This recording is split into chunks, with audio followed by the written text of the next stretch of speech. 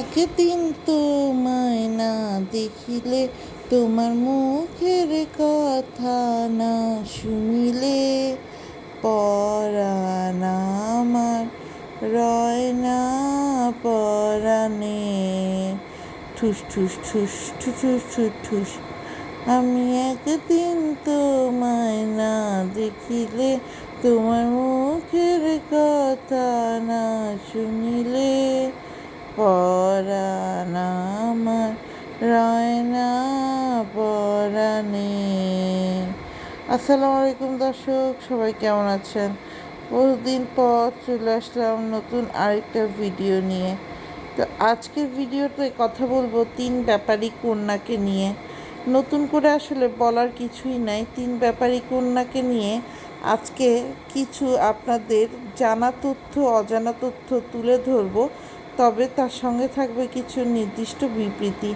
তাই দেরি না করে চলুন চলে যাই মূল অনুষ্ঠানে। এতদিন পর সারা দেশে তোলপাড় হওয়া টপিক রাসেল ভাইপার নিয়ে আমাদের তিশা আপার টনক নড়েছে।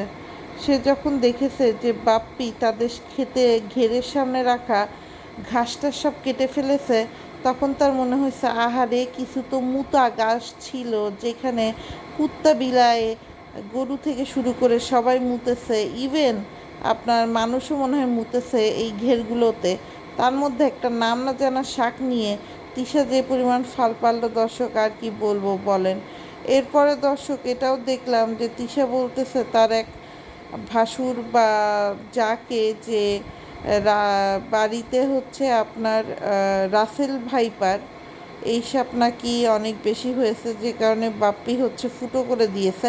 তো একইভাবে সে হচ্ছে ওই মেয়েটাকে জিজ্ঞেস করলো যে রাসেল ভাইপার সম্পর্কে সে জানে নাকি, এবং এরপর সে বলছে এখানে সাপ ওখানে সাপ। এরপর দেখা গেল যে পারুল খালা হচ্ছে আসছে বাজার থেকে। তো পারুল খালাকে তিশা স্ট্রিক্টলি বলে দিল যে সে যেন হচ্ছে আজকে সব মাছ ফ্রিজে তুলে রাখে এবং আজকে শুধুমাত্র তারা শাক দিয়ে ভাত খাবে। কিন্তু পারুল খালা তো আবার খুব নাছোড় ভান্দা, সে তো রাজি হলো না। সে বলতেছে যে না না, সে তো শুধু শাক দিয়ে ভাত খাবে না। পরবর্তীতে অবশ্য তিশা কিন্তু ইলিশ মাছ রান্না করেছে, যেটা আমি আপনি সবাই দেখেছি। এরপরে দর্শক যেটা হলো যে আপনার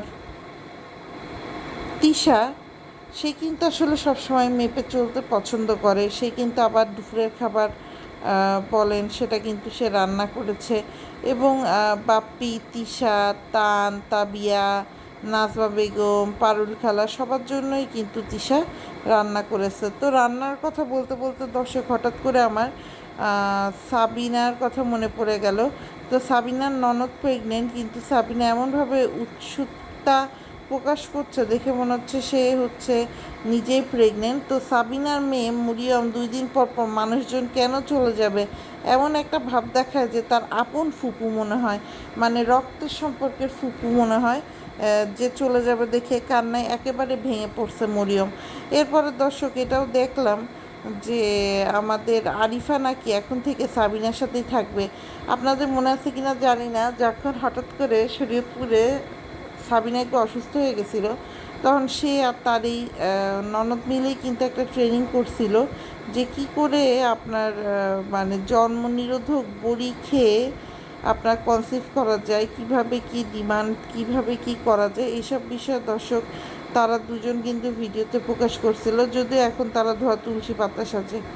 আর শেষে যার কথাটা বলবো সে হচ্ছে মিম। কালকে পর্যন্ত মিমের কথা ছিল যে সে শারমিনের ছেলের জন্মদিন পালন করে তারপর যাবে, ওদিক দিয়ে বাবু আসবে, কিন্তু মাঝখান দিয়ে আমাদের বাবু ভাই অসুস্থ হয়ে গেছে। আর স্বামীর এই বিপদের দিনে এই কথা শোনা মাত্রই কিন্তু আমাদের মিম ছুটতে ছুটতে চলে আসছে হচ্ছে আপনার ঢাকা শহরে। আবদিয়াকে একা নিয়ে সে চলে আসছে। আসার পরে সে এসে দেখছে যে তার স্বামীর অনেক জ্বর। এরপর সে স্বামীর সেবায় লেগে পড়ছে। ঘরে বাজার ছিল না, সেসব বাজার করে নিয়ে আসছে, ওষুধ কিনে নিয়ে আসছে। তারপর যারা এত বারো ভাতারি করে ওস্তাদ, যে নিজে অনেক বছর ঢাকায় ছিল, ইভেন তিশার বাড়ি বেড়াতে আসতো, তারপর বিয়ের আগে এই ঢাকায় বাড়ি নেওয়ার আগে শারমিনদের বাড়ি বেড়াতে আসতো, বিক্রমপুরে একা একা থাকছে। সে বলে তার নাকি ওষুধ আনতে গিয়ে অনেক ভয় লাগছিল, তারপরে সে নিয়ে আসছে। মানে এরকম পরিস্থিতিতে সে কখনো আগে পড়ে নাই, এখন স্বামীর জন্য নিবেদিত প্রাণ হয়ে মিমকে হচ্ছে এই অবস্থায় পড়তে হয়েছে। তো আমি দেখলাম দর্শক, মানে বাবুর যে ভাই সে বলছে তার মা অসুস্থ, এই জন্য বাবুর পর আবার মিম চলে আসছে। মিম বলতেছে বাবু অসুস্থ। আর দর্শক, মানে সবার এক একজনের এক এক কথা, আসল সত্যি যে কি দর্শক সেটা কিন্তু আসলে কেউই জানে না। আরেকটা বিষয় দর্শক না বললেই না, সেটা হচ্ছে এই যে ধরেন আমাদের 3 ব্যাপারী পরিবারের কন্যা, এদের 3 জনের লাইফস্টাইল কিন্তু 3 রকম। যদি তিশার কথা চিন্তা করেন, তিশা কিন্তু অনেক সেলফিশ গোছের একটা মহিলা। সে কিন্তু এই যে পাবনায় গেলে একবার যে তার মার একটা খোঁজ নিবে, অথবা সে যে তার বোনদের সাথে কথা বলবে, সেই টাইমটা তার নাই। ইভেন আমরা কিন্তু তিশাকে তানজিলার সাথেও কথা বলতে দেখি না। কিন্তু একইভাবে সাবিনা কিন্তু অনেক নিবেদিত প্রাণ।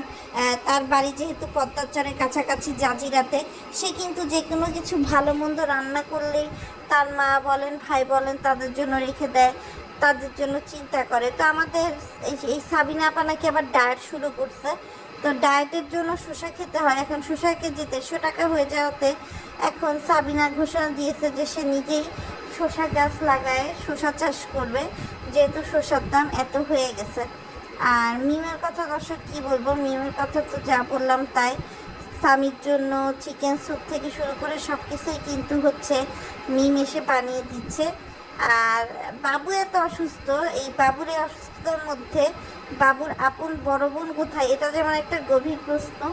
তেমন হচ্ছে হঠাৎ করে বাবু আসলো, এসে গোশ ভাজা টাজা খেলো, এরপর হঠাৎ করে কি এমন হলো যে বাবু এত বেশি অসুস্থ হয়ে গেল। এই কথাগুলো বা এই বিষয়গুলোরও কিন্তু দর্শক বোঝা সোজার একটা ব্যাপার স্যাপার আছে। চাইলেই কিন্তু দর্শক, মানে আমরা সব জিনিস নর্মালি নিতে পারি না।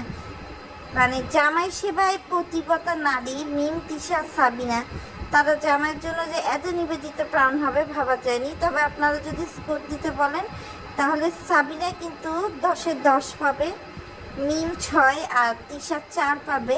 স্বামীর জন্য নিবেদিত প্রাণগিরি করতে গিয়ে তারা কি কি করছে সেই হিসেবে।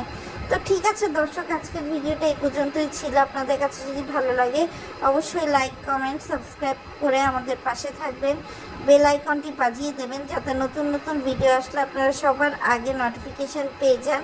বেশি বেশি করে কমেন্টে আপনাদের মতামত জানাবেন, কারণ আপনারা যদি একটু সাপোর্ট না করেন তখন কিন্তু আমরা উৎসাহ পাই না, আর উৎসাহ না পেলে কিন্তু ভালো কন্টেন্ট নিয়েও আপনাদের সামনে হাজির হতে পারি না।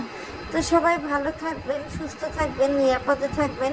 খুব শীঘ্রই আবার দেখা হবে আপনাদের সাথে নতুন একটা ভিডিওতে। আল্লাহ হাফেজ।